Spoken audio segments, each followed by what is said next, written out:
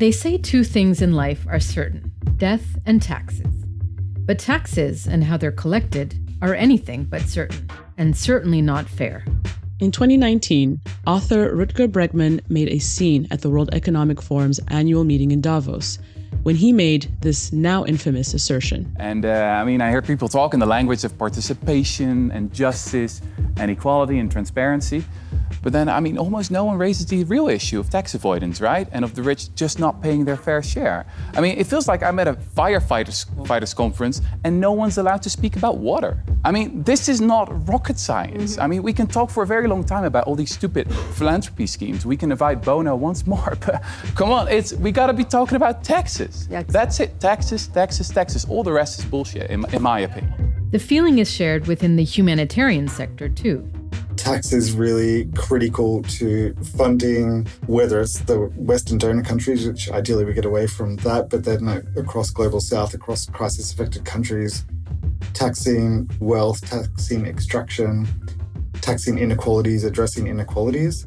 That's where humanitarian crises need to be addressed. According to the Tax Justice Network and the Global Alliance for Tax Justice, nearly $500 billion are lost to corporate and individual tax abuse every year.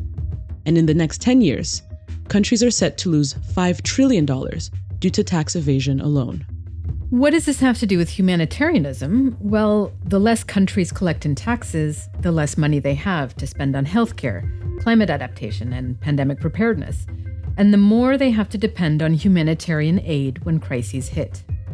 At a time when donor countries are tightening their belts amid rising humanitarian needs, it's becoming more important than ever to find ways to reduce the burden on humanitarian response. Fair international taxation policy could be one way to do that. In November, the UN General Assembly voted to start negotiations on an international tax treaty. The move is being described as, quote, the biggest shakeup in history to the global tax system. The human aspect of this convention cannot be overstated.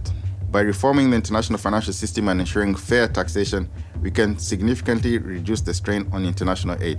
More revenue for the Global South translates into less dependence on ODA, fostering a more self-reliant and resilient world economy. So why should humanitarians be paying attention?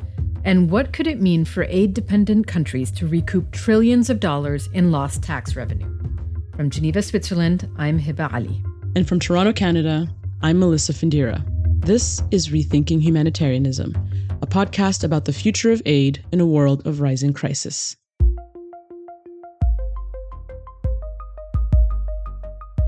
So Heba, before we get to this week's episode on tax justice, I want to talk a bit about our last episode, which was about how to step aside to promote change. Specifically, how mostly Westerners who are overrepresented in leadership roles in the sector can or should step aside to make space for leaders from the global majority and other marginalized groups. And clearly that episode really resonated with listeners. It definitely got more feedback than usual. And I want to play for you a couple of clips that we got from listeners. The first one is from Kate Mojer, who is a director for the Pledge for Change. She's based in Nairobi, works for Adesso. And she really related to one of our guest reflections, Diana Essex-Lethierry, on the emotional attachment that people have to the sector, to this career machine, as she put it. And this is what Kate Mojer had to say. It was great to reflect, including with colleagues, on what this stepping aside looks and feels like, the kind of attachment that we have to our roles, to our power in the sector, and how moving on from that can spark all sorts of different emotions.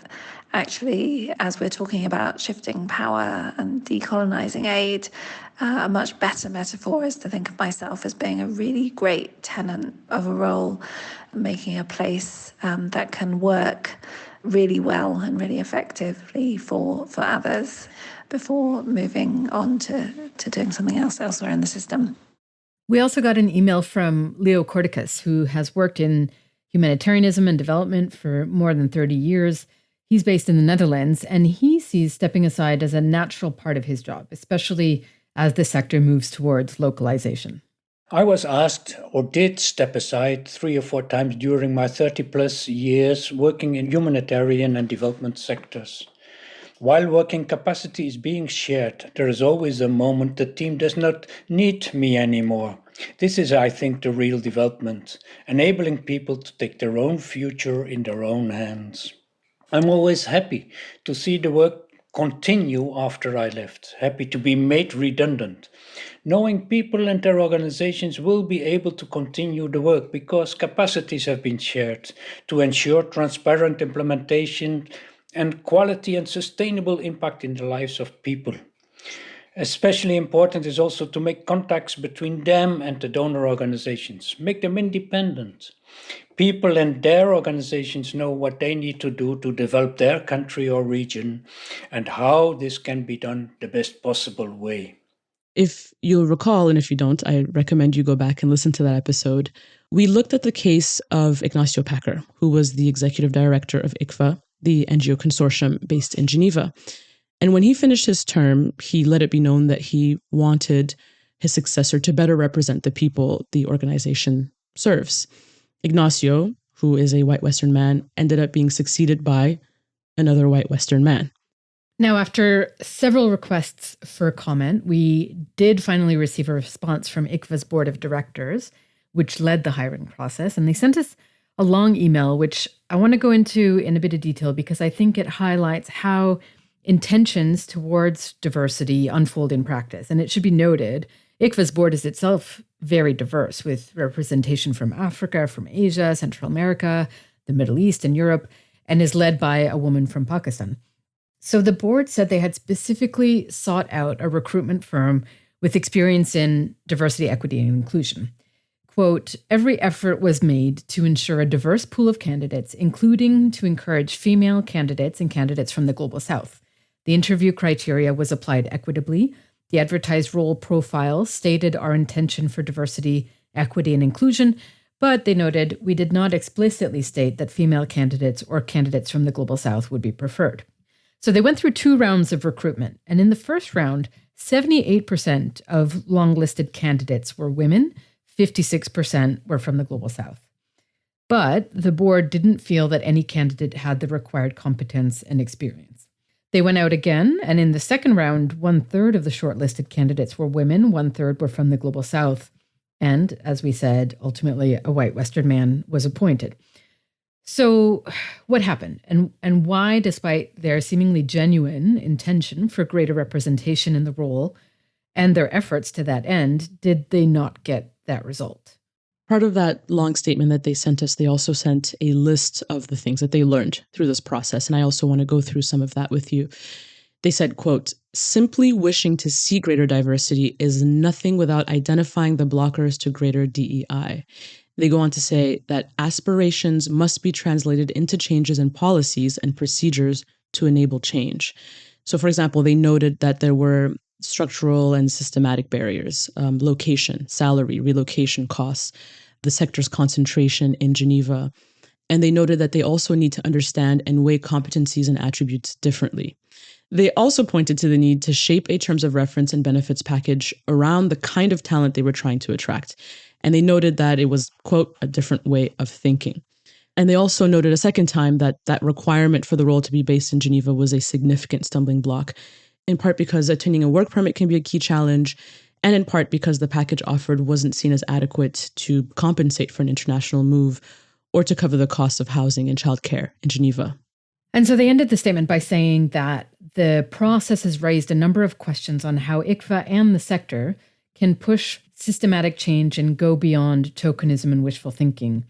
They did note, however, that this was a long and delayed process and ultimately a successful one because the board was delighted to have recruited the candidate with the requisite experience and competencies to do this very difficult job. Yeah. So a lot of introspection from the ICFA board here about how that hiring process went down. And I think it really reaffirms what we took away, at least what I took away from the last episode, which is that there are some real operational questions that need to be considered if any effort towards greater representation and diversity will be successful. Mm-hmm. We want to thank everybody who sent us a voice note, an email, and a reminder that you can always reach us at podcast@thenewhumanitarian.org. Now, to get to this week's episode, I do want to pull back the curtain a little bit here for listeners, Heba, because we debate every episode topic, pretty heavily between you and I. And tax justice was no exception, not because we didn't think it was interesting, but really because we wondered, of course, well, what does this really mean for humanitarians?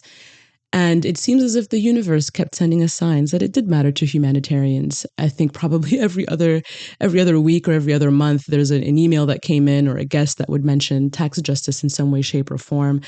It started with the UNGA when the think tank Global Nation launched that Global Solidarity Report. And one of their calls to action was to set up a UN entity to support tax justice. In our year-end episode, our guest, Dustin Barter of ODI's Humanitarian Policy Group, surprised all of us, I think, when we asked him, well, what do you think is the most urgent rethink of 2024? And he said tax inequality. And a few days after that, you moderated an event where another panelist mentioned tax justice and the hopefulness that she felt about recent movements towards a UN taxed entity.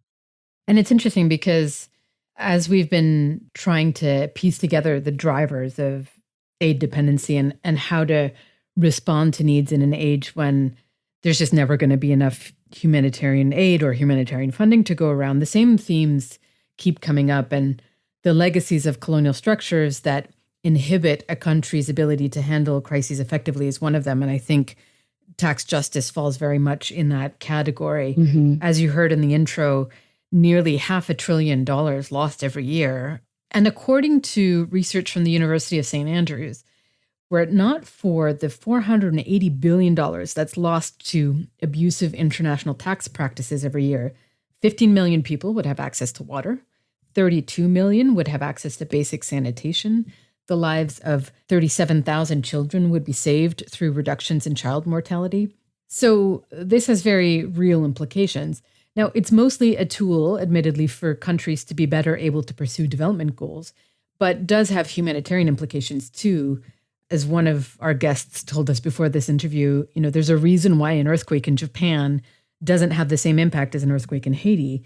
So a lack of development has obvious humanitarian consequences. And now we're seeing a lot of momentum on introducing global standards via the UN to address this. Mm-hmm.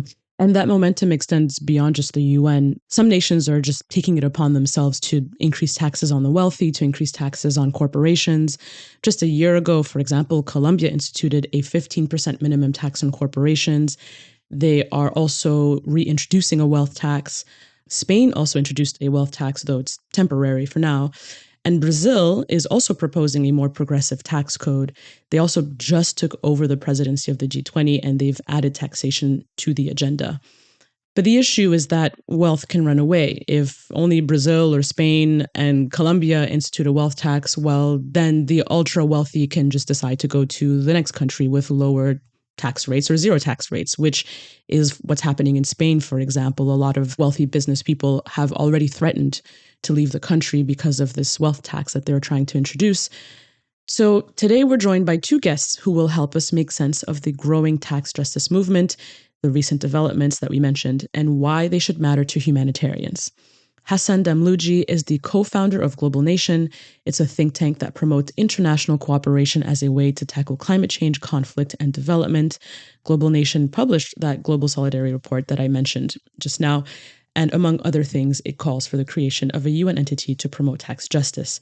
He is also the author of The Responsible Globalist, which, among many things, lays out a proposal for a global wealth tax. Welcome, Hassan. Hi, nice to be here. Thanks. And Alvin Musioma is the Associate Director of a program at the Open Society Foundations that sits at the intersection of climate, finance, and equity. Before that, he was the founding executive director of Tax Justice Network Africa, and Alvin's the author of that article Melissa just mentioned in the Global Solidarity Report about the need for a UN tax entity. He's joining us en route to the airport in Nairobi, so hopefully his connection will hold. Alvin, welcome to the podcast. My pleasure. Thanks for having me. So, Alvin, maybe to kick us off, help us set the stage for this conversation. Could you lay out the current state of tax abuse in the world? And that term includes both tax avoidance, which is legal, and tax evasion, which is illegal. But who tends to do it? Who does it affect? Walk us through the status quo. The first framing here is to understand that state capacity is tax capacity, and vice versa. The capacity of state to provide or to fulfill its obligations is directly linked to its ability to finance those obligations. And this is where the essence of taxation becomes very, very, very important, particularly for countries of the global south, where the financing question is even more critical. The ability of states to collect revenues from activities that are happening within their jurisdictions is really, really important. And here, the foundation of the tax justice movement is really linked to the question on how do we ensure that countries are able to finance their development from their own resources, from their own domestic resources, and curtail the perpetual reliance on external financing, on aid and other financial resources. Now, what we see, the reality is that for many countries of the global south, in Africa in particular, is that these countries are hemorrhaging. They are losing significant resources as a result of loopholes in the international tax system that allow rich multinational companies and the wealthy to plan their financial obligations in a way that they are not paying tax, or they are minimizing their tax obligations. And as a result of that, it's the poor that have to carry the burden of financing the activities of the state. So when we talk of tax justice in more essence, it's really three things. One is, how do we ensure that those that are able to pay are contributing to that by ensuring that we are putting into place policies, tax policies that seal the loopholes that allow the rich and the wealthy and multinational companies to, through tax avoidance, through the phenomenon of tax avoidance and tax evasion, to shift profits from the jurisdictions or the countries where the economic activity is happening to secrecy jurisdictions and tax havens where they're able to minimize and not pay their taxes at all. That's one.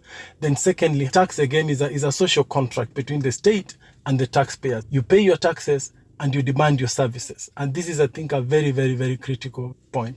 And lastly, particularly in view of the emerging climate crisis, it has become obvious that tax can be an instrument to mitigate some of the very adverse impact we are seeing. We are seeing the conversation around the climate financing and taxation of harmful practices, and ensuring that tax is playing its critical role in terms of mitigating adverse climate change. And just briefly, Alvin, when you talk about these countries hemorrhaging resources because of loopholes in the international tax system, how is this currently being regulated, if at all? There has been several attempts over the last 15, 20 years to try and address this phenomenon of what is now called illicit financial flows. Largely, the main driver of this has been a project by the OECD called the base erosion profit shifting. Important, of course, to underscore that tax avoidance not only affects poor countries, it affects rich countries equally, because these multinational companies, of course, they are not paying taxes. Neither are they paying taxes where they're registered, nor are they paying taxes where the economic activity is happening. They're shifting those taxes into tax havens. So the effort that the OECD started back in, I think in 2021, was one of the first processes that attempts to try and seal some of these loopholes. But then concerns that many of developing countries were raising was that OECD is a club of rich countries. And the solutions that they were putting on the table were solutions that were more to the interest of those that were on the table. And it's out of this that developing countries have been pushing for a long, long time to have this conversation shift to the UN and ensuring that there's a democratic space where each country has a voice in terms of determining what kind of solutions we need to put on the table. And it's out of this that recently we saw the efforts by the UN towards establishing a UN convention that would be, in my sense, a groundbreaking move in terms of not only democratizing the international financial system, but on ensuring that the voices of poor countries that are bearing the biggest brand of tax evasion and tax avoidance are also on the table in the design of the solutions. Before we get to that UN tax resolution that recently passed, Hassan, we just heard Alvin reference the OECD, the Organization for Economic Cooperation and Development. As he said, it's a rich countries club. It's based in Paris, and it's been dominating the international taxation space for over 60 years, even though it only really represents about 38 countries. So how did it come to be that this rich country club essentially is the one in charge of managing international taxation? How do we get there? Well, I think it's the same reason that the Security Council controls global peace and security, despite being only 5 permanent members. NATO has its own role despite its limited membership. And in general, the international system has not been designed by and for the many, although it has been designed with a view to having sufficient acceptance as to have a general mandate. And those are very different things. And I would like to start by just reminding ourselves what tax is. I mean, the comment that Heba started with, which is the only thing that's certain is tax and death, I think is the quote. It implies that it's this burden, some negative thing. It's often thought as a boring thing, an accounting thing, something you just got to do. And of course, it's a burden on all of us. But fundamentally, it is a supreme act of solidarity. It is the primary mechanism through which society pools its resources for the good of everyone. And that is an extraordinary thing, a beautiful thing. It's the symbol and the resources of the shared work that we do as society. And then, as Alvin rightly said, is then for the state, its capacity is inextricably tied to how much tax it can raise. And I want to also just mention the deep history of tax justice. Anyone who knows about the French Revolution will remember that one of the primary causes of overthrowing the King of France was the fact that the nobles didn't pay tax in France. And that exemption felt extraordinarily unfair. Adam Smith, basically the founder of economics, modern economics, marveled that Britain collected twice as much tax as a proportion of its GDP to France. And yet in Britain, the taxes were accepted by the population. In France, they were not. And the reason for that is there was a sense of fairness in Britain, imperfect as it was, but there was some sense of fairness. Of course, the American Revolution itself was founded on this idea that no taxation without representation. So tax justice is a supremely important issue in the formation of nations, but also in the formation of this international community that we live in. And you asked at the beginning, Heba, why is it that humanitarians should care? Humanitarians believe that the world needs to come together to some extent, that we should be cooperating, and maybe particularly in the sense of crises and catastrophes. And humanitarians will be very concerned by the developments that we see in the world over the last few years. And actually, tax justice is one of the issues that has unique promise and where there's been unique momentum. And even if you were not to get nerdy into the details, you should be aware of that from the point of view of that bright spot. But actually, I would beg people to get over the kind of maths of it and to get nerdy about the details. We love getting nerdy on this podcast. Go for it. Yeah. And it's so important because actually, this is an issue where nationalists who only care about their own country can form an alliance with internationalists who want to see a better international system. Because you cannot, as a country, tax your rich, your companies, unless you cooperate. Because otherwise, they'll just go to Luxembourg or the British Virgin Islands or anywhere else. So you cannot maintain sovereignty over taxation without cooperation. And that is why, unlike issues like migration and others that are sources of debate and conflicts, this is an issue where, despite the powerful forces that are trying to keep the status quo, there's a real opportunity for across the aisle cooperation between people who are primarily not internationalists and those that are. And if we make progress, that is what's going to produce the funding that will avert or mitigate some of the humanitarian crises that we're so concerned about.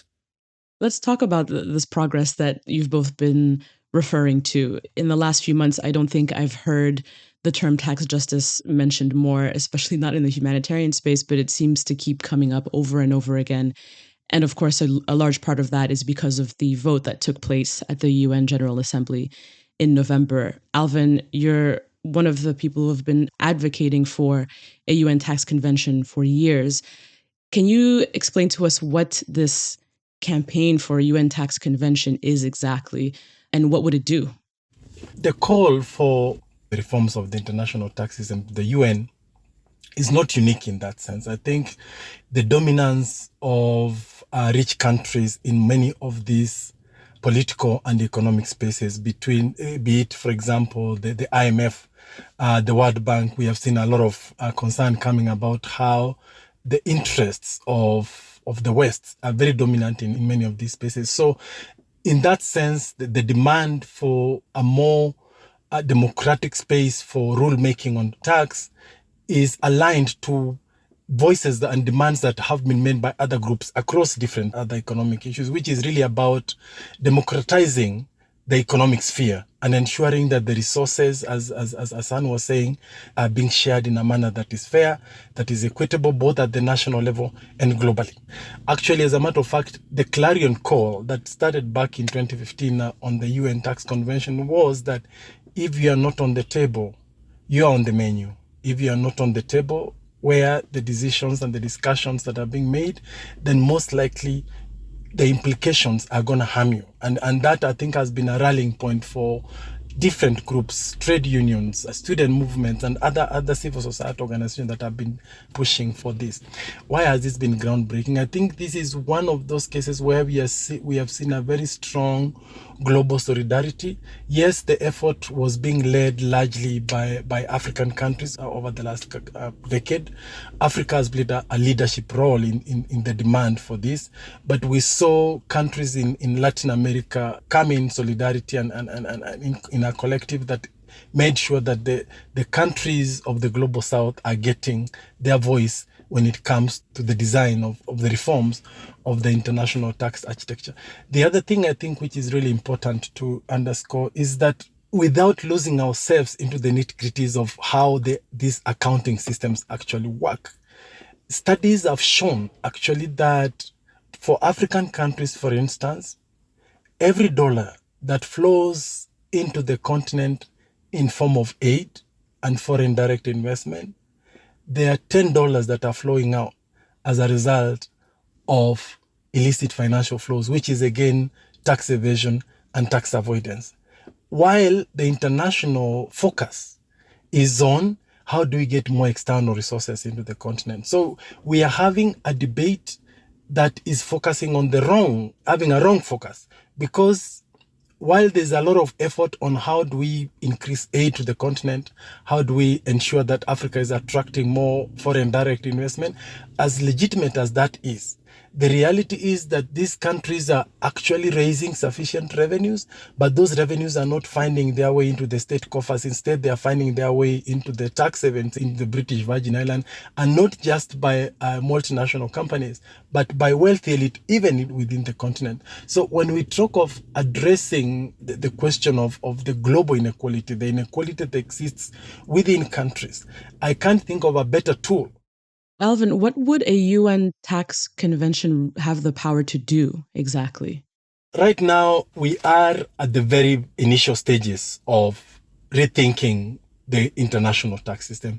But in essence, it is to do two things. One, we are putting in place the kind of international regulation frameworks that ensure that companies that are conducting activities, particularly in the global south, which is, as I was saying, are bearing the largest brand, they are actually paying their revenues in those countries and are not finding ways of shifting those profits to jurisdictions where they are not paying taxes. That's one of the most fundamental shifts I think a UN tax convention will contribute, because it will ensure that we are overhauling the international tax system and ensuring that companies that are at the moment paying minimal or zero tax, despite generating billions and billions of dollars annually, that those revenues are fairly being taxed and those revenues are being kept in those countries where those economic activities are happening and then contributing to the state building. That is one.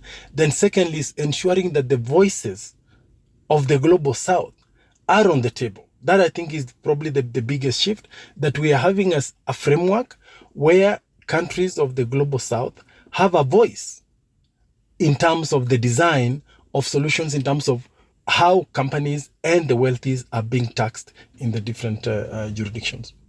Unfortunately, we've just lost Alvin due to connection issues. But Hassan, you lay out a different proposal for tax justice in your book that doesn't involve the UN. So I'm curious to hear what you suggest and also why you think that approach might be more effective than the UN-led approach that Alvin's just been describing. The approach that I wrote about doesn't exclude it being done by the UN. I think it's a great forum for it to be done by. I do worry that although the UN tax convention received a majority of votes and therefore will progress from a procedural point of view, the staunch opposition of the United States and the EU and the UK, which together are not far off half of the world's economy, despite being only a few votes in the UN and a small proportion of the people. If you don't have those countries signed up, how far we'll get? And is there now a huge amount of work to be done just to get them on board and to raise the costs of those countries continuing to oppose the global majority before we can actually move to a place where you could have a text that was implementable? But maybe just to touch on what my proposal was. It's very aligned with what Alvin was saying about making sure that companies are paying the right amount of tax in each jurisdiction. But I really emphasize the importance within that of a wealth register. When it comes to land and when it comes to development, people will know that it's very important that we understand who owns which plot of land. There was a time when most wealth was in land. And in all economies that have succeeded in economic growth, there is a clarity on who owns what land. But extraordinarily, when we get to financial instruments, which have become the vast majority of wealth now, it's completely opaque. And you will be told that it's impossible to have a wealth register where we know who owns what, because people's property won't be safe and they'll be subject to hostage attacks and this and that. Well, hang on a minute. It was always the case that we knew who owned what land. Why suddenly is this financialized wealth of such a different category that it's okay for it to be completely unknown who owns it? No, the fundamental starting point of fair taxation is a register. Now, that doesn't mean that everyone from the public necessarily can view it, although some people will say that's also a good idea, but it needs to be known. Secondly, there was the point that Alvin made around how companies are taxed. Thirdly, and I think this is a unique proposal of mine, is that we need a millionaire's wealth tax that's hypothecated for international development, including humanitarian. And the reason for that is follows. Firstly, why a millionaire's wealth tax? I'm not the only person to call for that. Thomas Piketty has been very vocal in that, as have others. If you're a millionaire, just like a corporation, you can put that excess money over and above the $1 million that's probably your home and things that are hard to move. That second million, the third million, the billionth dollar, you can put anywhere in the world. You can essentially avoid taxation unless that wealth is taxed in a way that we all agree. You can't hide. Every country has to have a millionaire's wealth tax. Otherwise, no one can have it. And we used to have quite high taxes on wealth in some countries. France was the last major economy after many, many others to scrap that, because you just can't do it if others aren't doing it, because the money will leave. So you need a coordinated millionaire's wealth tax amongst countries. And then why hypothecated for development? The problem with international development and humanitarian is that people in rich countries who don't feel particularly rich are being told that they have to pay for crises in Africa, in Bangladesh, and wherever crises are. And they say, well, I'm not a rich person myself. They may not be benefiting that much from the globalized economy, but millionaires are. Almost by definition, they are profiting from an international system that keeps their money safe, and they have an obligation to contribute towards keeping that world safe. And so if we were to say each country were to have a contribution, not based on 0.7% of GNI, which is a completely arbitrary number, but based on a very, very small proportion of the wealth held by millionaires, that would be not only a fair way of raising the resources we need for humanitarian aid, it would also be a visibly fair way of doing it. One that takes the burden off the back of someone in a rich, happens to live in a rich country, but is actually poor, and really puts it on the back of those people who have profited so much from the international system. So I think real clarity on who owns what, companies paying their fair share wherever they're doing business, and then millionaires being unable to escape contributing to taxation, and some proportion of that going towards humanitarian crises, is a system that altogether strengthens international systems and justice, but also strengthens countries, because the rest of that money, of course, will be paying for hospitals and schools locally. So I think that's the kind of fair system that gives something to the right, something to the left, and hopefully we can get behind. Recently, the OECD proposed a global minimum tax, which would be a tax of 15% on corporations that make above a certain amount of money. Is your proposal basically aligned with this? Are you happy about that happening? Or are you suggesting something that you think would be more effective? I'm very happy about that happening, because when I wrote my book before that was announced, I think many people would say it's extraordinarily unlikely that countries would agree to a minimal level of taxation. They have done that, but on corporation tax rather than what I was talking about, which is a millionaire's wealth tax. So the precedent that it sets is an extraordinary one, but actually my proposal is quite different. I don't think you really need a minimum corporation tax, as long as you had really effective rules for establishing what proportion of the revenues of each company and the profits of each company accrued to each jurisdiction. You could then tax it at whichever rate you liked, and you would be able to capture the tax from your own jurisdiction. So in other words, Amazon sells me a book in my country. The profits it makes from that book should be taxed in my country. Whereas that's not the situation now. Actually, it turns out Luxembourg, Amazon sold me that book. And so it's going to be taxed in Luxembourg, where they don't pay tax. So as long as you fix that, in which jurisdiction is the revenue or the profit taxed from a transaction, you don't need that minimum. What the minimum does on a corporate taxation is it gets around the complexity of having to work that out and says, well, look, at least if we have a minimum, then that's a kind of shortcut.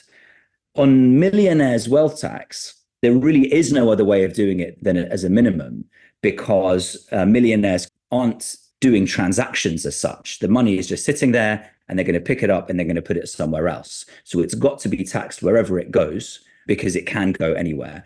So they're slightly different proposals, but it's fantastic to see countries agreeing to a minimum. I will put caution around its implementation. It's not the case now that has just been implemented, but it was quite a striking agreement. I want to come back to the commitment to develop a UN framework convention on tax and address what I think is one of the key issues with that. The UN has rarely had the power to enforce anything, right? And if we look at the Framework Convention on Climate Change as an example, and that's the body that coordinates climate negotiations, we see a very similar model whereby it can come up with agreements, but it doesn't actually have the power to force countries to deliver on those agreements. So how would a tax convention be any different? And I know this is not necessarily the proposal that you're bought into, Hassan, but curious for your views. Yeah, no, look, it's a great question, Heba. I mean, were the UN negotiations to adopt my suggestions or anyone else's, how do you take that from being a piece of paper into something that gets implemented? And I don't think you do that unless you can get the major economies on side. And I slightly pivoted earlier when Melissa asked me, why does the OECD have this role? Really the reason why the G20 and the OECD have that role is because that is where economic power lies in the world. And they're actually able to push things through over the backs of the smaller economies. May not be fair, but they can do it. The idea that the UN can push things through despite the opposition of the US and Europe, I find hard to believe. There isn't a good record at turning international systems into enforcement mechanisms. The right to protect, since 2005 was an attempt at doing that in perhaps one of the hardest environments, which is that of conflict. It hasn't gone well. It would be hard to say that since the right to protect was established in 2005, we now live in a world in which that is just implemented as a norm. Taxation may be slightly easier than that because fundamentally it's all money. The costs to a country of not signing up to whatever the agreement was would be financial. And countries would be able, in principle, to apply financially costly penalties along the lines of trade or other types of disadvantages that would make the calculation unwise for that country, and they could be brought in line. You wouldn't have to invade a country in order to get them to be in line with tax agreements. You could make the costs of not signing up to it too high. In fact, Emmanuel Macron has talked about only signing trade deals with people who are going to collaborate with him on taxation, right? So you can imagine that. But coming back to my original point, without America being signed up and Europe being signed up, it's hard to see the world having the ability to impose those kind of penalties on countries that don't adopt it. Mm-hmm. Everyone wants to trade with America and Europe and with China. If they were to say you can only do it if you apply this tax treaty, then you can be sure that most countries would comply. I mean, we've already established, Hassan, that ultra wealthy individuals, multinational corporations are very, very good at avoiding taxes. So who's to say that even if we were to implement some sort of global tax treaty, that they wouldn't be able to do the same, to find loopholes or to just carry on without meeting these globally set standards for tax cooperation? Well, they would be able to do the same. I mean, if you go back to the origins of real efforts to try and make the world a fairer place, ending slavery, trying to have self-determination of nations, trying to ensure human rights. I think all of these things have been good things, but there have been lots of loopholes. There have been people who have flagrantly ignored those norms. There have been people who have tried and failed to enforce them. But implementing those norms in a fair way through multilateral organizations has to be the right starting point. We'll continue to live in a world with limited compliance, but the aim is to increase the cost, reputational, financial, legal, to people who don't comply. Maybe there could be countries that you could hide in. Maybe North Korea won't sign up and you'd be welcome there, but you're making it less attractive. Really, that's all the law is trying to do, isn't it? You can burst into someone's house and steal everything in that, but it's not a very attractive profession in countries with a good rule of law. So we're trying to increase the level of the rule of law of the world from a very low level to just a little bit better. And you can be sure that there'll still be plenty of breaches. You talked about the opposition of the US, UK, EU. What lessons can we learn from the fact that this resolution did get through despite their opposition? Or is it one thing to pass a resolution and another thing to actually implement it? They are different things. But if you go back, 20 years, the GDP of the G7 was 40% of global GDP. And it's now gone down to 27%. In 1950 is a data point. US GDP was half of the world's GDP at that point. So there have been extraordinary changes, some quite fast, some a little bit more subtle. But when you look back over 60 years when this process began, we're in a very different world. When the OECD started having these negotiations, many countries were colonies. And so there is a fundamental shift of power going on. But the problem that humanitarians will be well aware of when it comes to the conflicts that are ongoing in the world is that most of the countries that have been steadily growing in their power have not been flexing it in a positive way through multilateralism in the international sphere. Mm-hmm. They may be flexing it somewhat. Often they're husbanding that power because they are still not the richest countries in the world, these upper middle income countries. And so in many spheres, it is still America, it is still European countries that rule the roost in the international system. I think what you're seeing with this international tax vote is the increasing signs of the creakingness of that system, increasing signs that countries are not happy with the status quo. What's not the case, however, is that this is a system that can make real progress without the most powerful countries at the table. So they are forced to listen to them, but we still live in a world of extraordinary imbalance of power. It's just getting harder for America to ignore the rest of the world. So the hope would be that on this relatively minor issue in the grand scheme of things, they will accept moving this issue from being an OECD issue to being a UN issue. And that'll be a big win for the global South in saying, no, this system should be according to our needs and not just yours. What the Americans and the Europeans will say is, well, the OECD, there's a lot more efficiency. The G20, there's a lot more efficiency because you have a limited number of countries and you can negotiate more effectively because I don't have to satisfy every single one of the 194 members of the UN. And that'll be their claim. But let's see if they will actually really listen and do things differently and not just kill the process. As you mentioned, putting forward a global tax treaty, whether it's to tax individual wealth or corporations, is going to take an extraordinary amount of global cooperation to push through. But another factor to consider in 2024 for sure is the fact that there are more than 60 elections that will be held, not to mention in the US. There is the growing rise of right-wing governments in Europe and in North America as well. And these are governments that usually want to reduce taxes. These are governments whose tax agendas are quite different from what you're proposing with tax justice. Can global tax justice policies or a UN tax convention really succeed in an environment like that? I don't think that any of this requires high income countries on the whole to increase taxation overall. It is quite possible to implement a taxation on wealth and to use that revenue to reduce taxation on other things.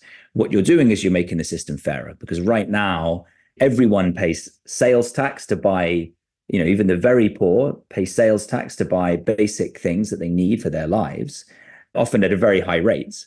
And the wealthiest people are essentially paying nothing at all, right? So all you're doing is shifting the tax in a way that's visibly fairer. Now, but the reality is that the business people are the ones who have an influence on politics, and thus the ones that the politicians are catering to, no? Totally agree with you. But I did want to push back on the idea that what I'm calling for is an increase in taxes everywhere. There are countries, predominantly very small ones, who would just need to increase their taxes because essentially their taxes are zero, because what they're living off is the fact that they have very wealthy people living there, and then the crumbs off the table of that is enough to keep the state going. They don't really need actually to tax people. That would need to change, but that's nothing like what the situation in any major economies. You're right. Anything like cooperation sounds like the wrong thing to certain political ears.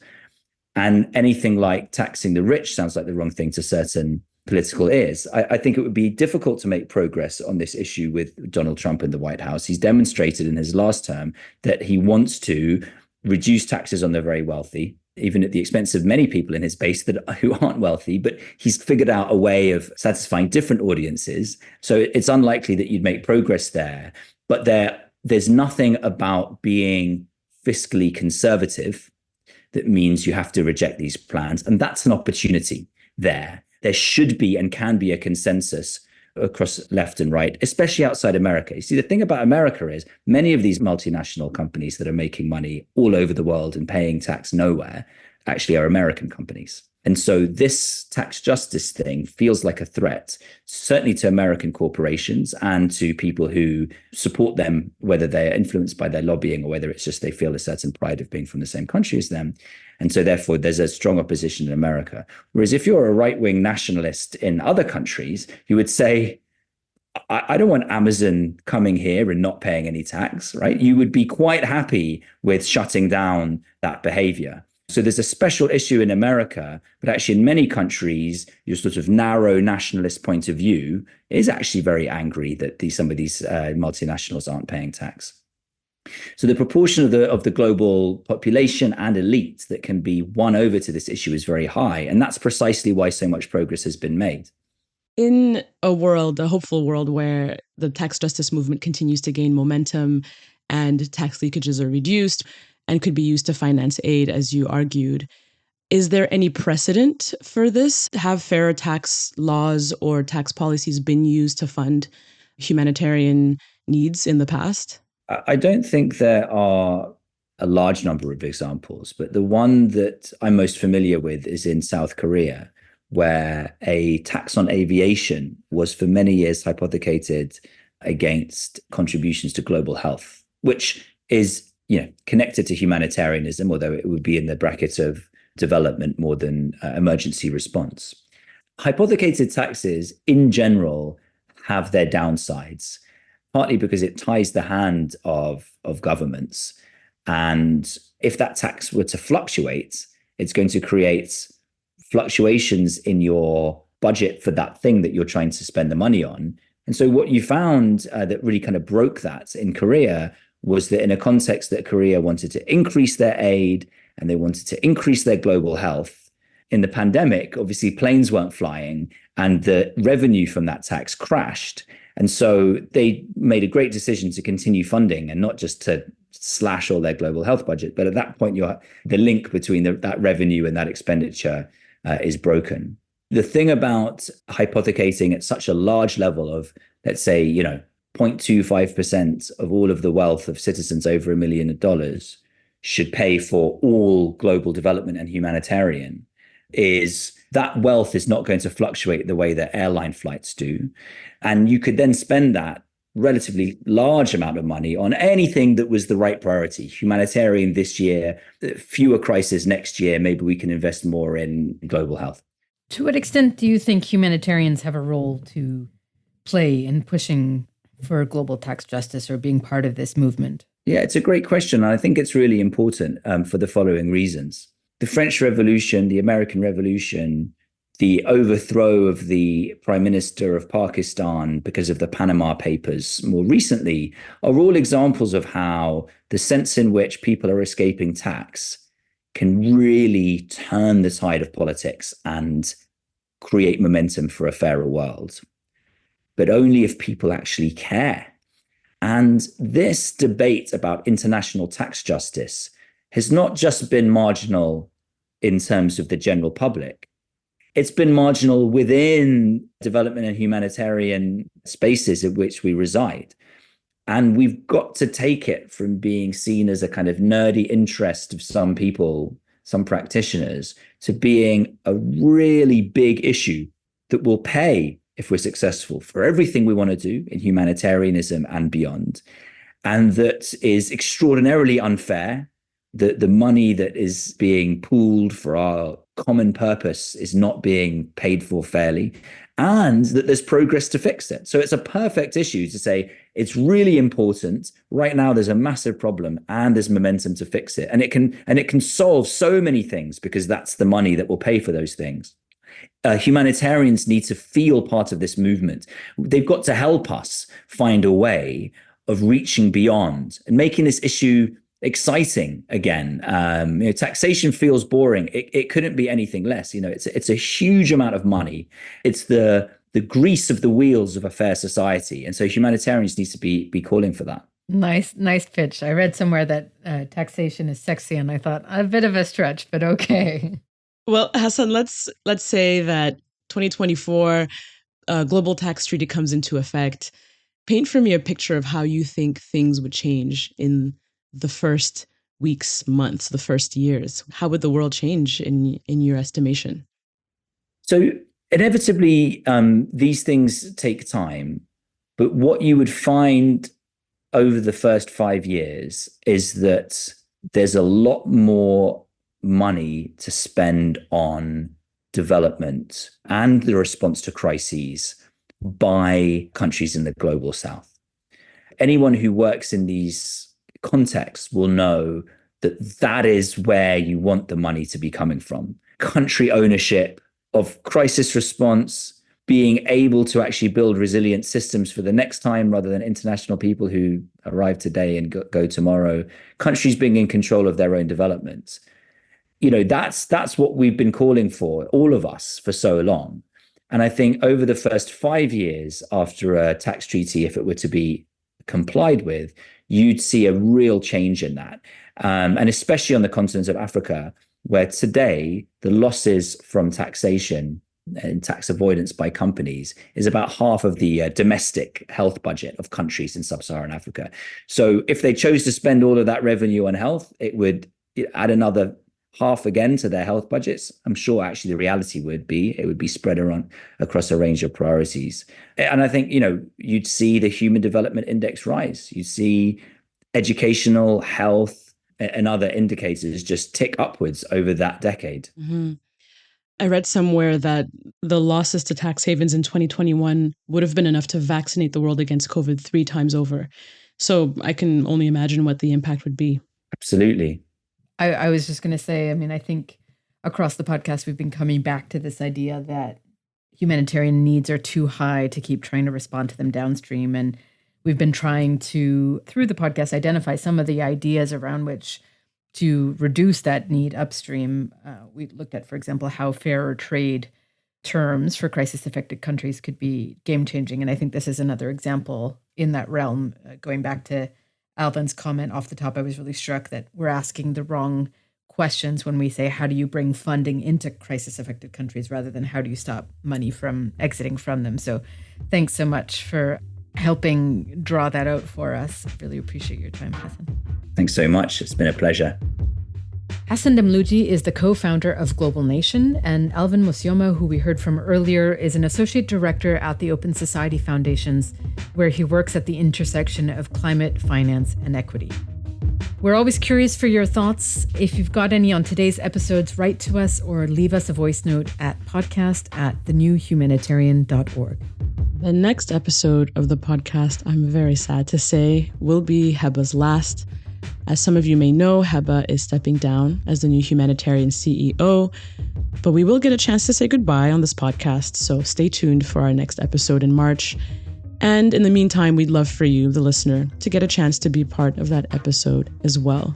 If you have any questions for Heba, reflections on her time covering humanitarian crises, what she's learned from 4 seasons of hosting Rethinking Humanitarianism, or if you just want to send a farewell message, you know the drill, send us a voice note at podcast@thenewhumanitarian.org. In the meantime, today we'll leave you with a few snippets from this year's World Economic Forum. 5 years after Rutger Bregman's viral speech, taxes were once again on the agenda at the WEF's annual meeting in Davos. In this exchange, you'll hear from Alison Schrager, a senior fellow at the Manhattan Institute for Policy Research, and she advocates for a consumption tax rather than a wealth tax because, as she sees it, wealth is too difficult to measure and taxing wealth in the US is politically unrealistic. But as you'll hear, her co-panelists, Interim Executive Director of Oxfam International, Amita Behar, and Sciences Po Associate Professor Lucas Chancel, disagree. This podcast is a production of The New Humanitarian. This episode was hosted by Heba Ali and me, Melissa Fundira. I also produced and edited this episode. Original music by Whitney Patterson and sound engineering by Mark Nieto. Thank you for listening to Rethinking Humanitarianism. I mean, my preferred way of taxing the US isn't exactly, innovative. I think we should move more towards consumption taxes and away from corporate taxes. Obviously, we need corporate taxes, but the problem with corporate taxes and using those as your main means of raising tax revenue is often that burden is borne by the workers. It's better to sort of tax consumption, particularly high-end consumption. That way you can be more targeted and get the wealthy because, as much as we would like to get more revenue from the super wealthy, and they certainly can afford to pay a lot more, it's very challenging to tax their wealth because wealth is very hard to measure. A lot of their assets are in private entities that are really impossible to value. We might want higher than a 15% tax on corporations, but politically it's a very hard thing when you have a lot of countries that have sort of built their economies around being a low-tax state. So we have to be realistic about what's possible and what's politically feasible. We know progressive taxation works, and that's something that we're running away from. In the last 1 decade, corporate taxes have come down 10%, income taxes have gone up by 20%. Consumption taxes have gone up by 10%. What are we trying to do? We're ending up actually taxing the workers and common citizens. Whereas on the other hand, the super rich continue to go scot-free. These corporate monopolies now have so much power that they're able to even change policies and the economic systems. And that's extremely worrying for any democratic society. Very quick response to the argument that it's actually too complicated to tax wealth, so we should tax consumption. I didn't say complicated. Difficult, complicated, hard to measure. Well, there are a lot of businesses in this world that actually their daily business is about estimating the value of other businesses. So if we're not able to measure the wealth of businesses and of individuals in this data-intensive world, there is some kind of an issue. And the other argument here is if we start to tax consumption, as was just said before, this is really the very things that, from my perspective, contributes to undermine trust, because taxes on consumption, we know, are very often very regressive. That is, they fall much more on those who have the least resources, and the very wealthy are able to have a very small tax burden when we have a tax system that relies essentially on consumption taxes.